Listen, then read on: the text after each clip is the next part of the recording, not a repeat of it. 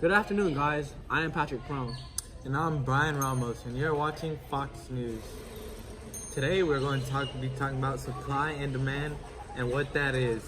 Supply and demand is perhaps one of the most fundamental concepts of economics, and it's the backbone of our market economy.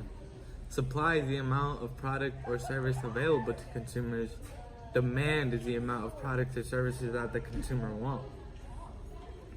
Equilibrium is the intersection of supply and demand, and where the level of supply is at the same level of demand. Shortage is when there is less number of products or services that people want. Surplus is when there are more products and services available to the public. Now let's talk about the laws of supply and demand.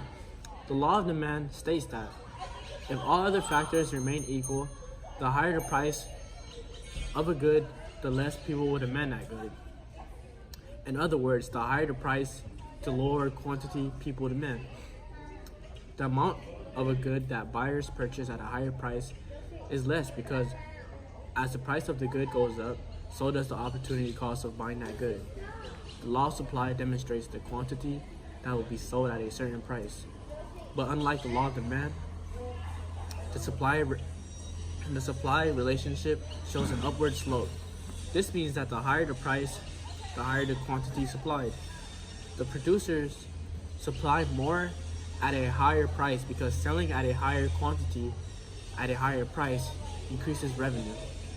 So, what happens when supply and demand are equal?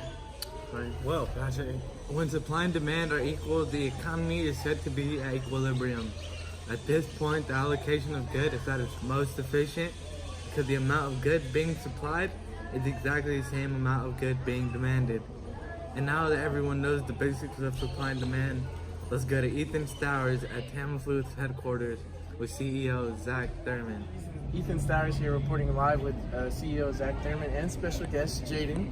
So Zach, what is Tamiflu? Tamiflu is an antiviral medication that blocks influenza, so basically it stops the flu from spreading. Interesting. So what is the supply and demand for this upcoming flu season this year? The supply is going to be super high due to last year's incident. So what happened last year then? Last year the demand was so high, all of a sudden couldn't supply. So is it normally always this high or is it sometimes low? No, so with the flu season, the supply or demand is always high, but throughout the other seasons, it's normally low.